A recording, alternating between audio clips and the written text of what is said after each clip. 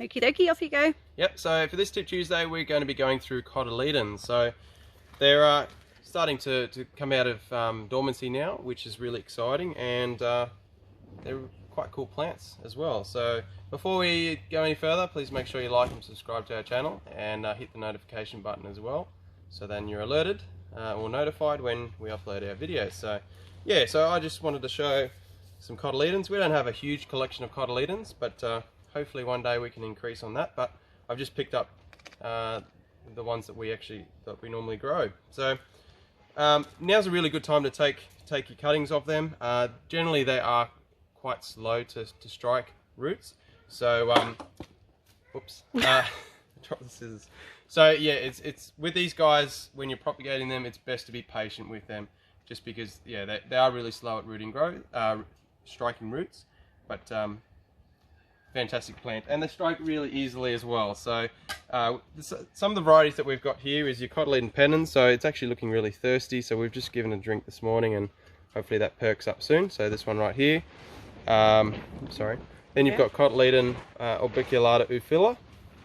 So you can see that I've taken cuttings not long ago, and you can already start to see some new growth shooting through there, which is really exciting, and it's a beautiful plant. Then you've got your bear's paws, which is always a favourite. So we've got your tomentosa, so your normal bear's paw. You've got your white variegator form. So this is probably one of our most popular. That and the pendants.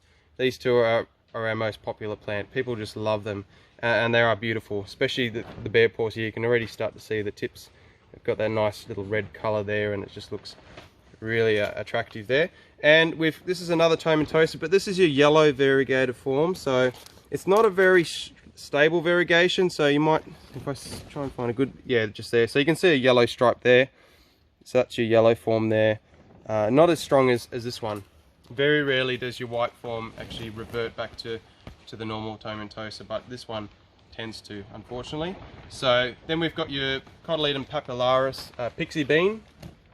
So we haven't actually uploaded any of these available yet. We haven't had this one for too long, so hopefully really soon. We've got some in propagation, and hopefully we can update some really soon. And this one is a trooper. So this is orbiculata, sorry. Very common landscape plant for succulents that you'll see in many landscape gardens. This one is just been in mostly shade, actually, like a bit of filtered sun. So we've had it growing underneath eucalypts. This thing is battles through the frosts. In the location that we've had it, it's done really well. So it does need a little bit of TLC, so we'll give it a bit of a potting up really soon, and we'll give it a fertilise, and away it goes. So yeah, very nice plant. Got a very heavy layer of farina, so the white powder on it, and it gets a beautiful red edge right around it when it's a bit more stressed. So if I had this in more of a sunny spot, you'll start to notice that red edge a lot more. So yeah, these guys don't like a lot of full sun, especially afternoon sun. They're really happy with more of a morning sun spot, and then more of a filtered spot through the afternoon. That'll keep them really happy. So yeah, these guys tend to like watering, a lot more water, sorry, than most succulents. So they don't mind if you give them a little bit of an extra drink. They'll keep them really happy. Good time to fertilise them now, or pot them up as well. So you can stick to your liquid fertilisers if you like. You can go for your organic ones, so more like your blood and bone. You can also go with dynamic lifter, but just make sure that you go around the plant, not on it, just in case it causes the plant to burn. And or you can, as the weather's starting to warm up and the soil temperature is as well, then it's okay to start adding in your controlled release fertilizers as well. So like your Osmocote, stuff like that. Alright, you're going to have to just pause. We need to do a wee. Hang on a minute. Okay, we're back from a quick toilet break for our 3-year-old. Yep. Continue. Yeah, so we're just going through fertilizers then. So now that, as I was just saying just before we had to pause it, that you can start, so as the temperatures are warming up, and also your soil temperature, it's okay to start introducing controlled release fertilizers like your Osmocote, and that'll be fine. That'll keep them happy as well. So predominantly, yeah, you'll do these guys from cuttings. You can do them from leaves, but there's not a really high success rate with them, so I tend to find cuttings is best for these guys. I've never tried them from seed, so I couldn't I couldn't share with you how well it goes from seed. So sorry about the noise, it's pretty windy here today. And snowing nearby, I think, so, which is pretty cool. So yeah, so I'm just going to get scissors. You can use secateurs if you want, that's fine.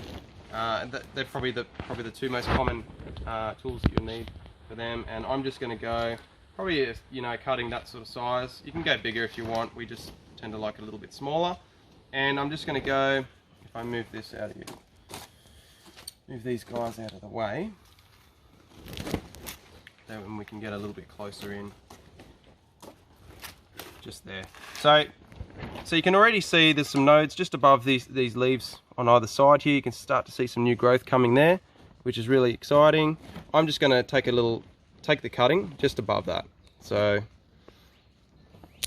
just like that, easy done. And yeah, then now the dominant growth will come out of those two nodes there, and it'll start to get a lot more bushier, the plants. So they're really nice when they're. So is this a good thing to do anyway, just to make your plant thicker as opposed to all? That's right. Yes, you can do it with most plants. Probably not so much with your. I mean, you probably could do it with your Echeveria. You just take the main leader out, and then you'll start getting pups, and that will thicken the plant out too. So, but yeah, you can definitely do it to keep them nice and compact. And nice and dense as well. Then there's a less chance then of them getting all woody and all that sort of thing. So yeah, we'll just go through and, you know, just take another one just above that there, and we'll let them callus as well. Unless you've already got a dry mix, then you can put them straight in. But if your mix is a little bit wet, then just let them air dry so they callus over for a few days or even up to a week. That's okay. If you wanted to, you can put rooting hormone on them if you like. Some people will use cinnamon, which also acts as a natural fungicide too, so that'll help with any, like, it's a mold or anything like that, trying to attack the base of the stem there. We don't bother. These guys do strike fairly easy, but they do take a little bit of time to get going. It's just cotyledons, that's just how they are. And yeah, so we just go all the way around. Oh, I probably didn't need to do that one because I've taken it last time, but that's okay. It'll throw new ones, and then yeah, we just go through and take that. So, and the bonus of, you know, starting them early with tip pruning them, we call it, to make them nice and thick, you're going to start to get a lot more cuttings out of it as well. So you can put more around your garden, or you can share them with friends or family. Who doesn't love sharing friends and family? So usually from wherever you cut, you'll get 2 more stems. Is that generally, what you're telling yeah, me? with these guys, you should get them from either side of the from the leaves there, the 2 nodes, and that's pretty good there. So I would leave that. I'll probably leave these 2 tips here. So this is a perfect example of the 2 new shoots growing from either side of the leaves. I can get that out of the way, or would that be easier, that side? Yep. And you can already see they're starting to get nice and healthy and strong. So we'll let them go a little bit longer, and then probably we would take the next lot of cuttings from that one there once this leader here gets a bit bigger. A pair of leaves underneath. Yeah, yep. To ensure you get the 2 new leaders. Thick there. And that's all really. So yeah, that's from that little plant there, we've already got almost a dozen cuttings, which is great. So yeah, we'll just do that with everything really. I won't go through them all, but so you can already start to see you got 2 new shoots coming there, and I am rubbing the farron off, but you know, that's okay. These guys grow fairly quick, so they'll grow out of it. We just take the cutting just from there, and then these will just come more dominant, and then they'll grow out there, and we just keep tip pruning them, and then they'll get nice and thick. So these do create really nice cascading plants as well. So if you've got them in a hanging basket, these guys are perfect, and beautiful flower on them too. Very nice, yeah. So they're just starting to, you know, you can see some flower buds coming on them now, really young at this stage, and you can also see that on the pixie bean there too, some flower buds. And this one will do a bit of a cascading look on it as well. So you can use that too in a hanging basket, and they'll be fine. And that's it really.